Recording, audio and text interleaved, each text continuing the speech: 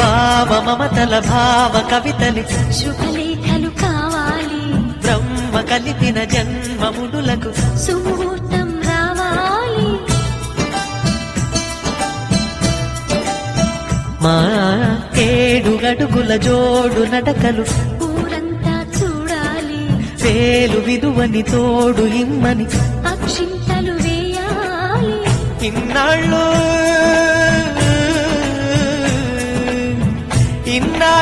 ఎదురు చూసే ఆశల రాజ్యంలో రాణిని తీసుకువచ్చి కళకళ కనబడగా గుండె గూటికి పండుగొచ్చింది,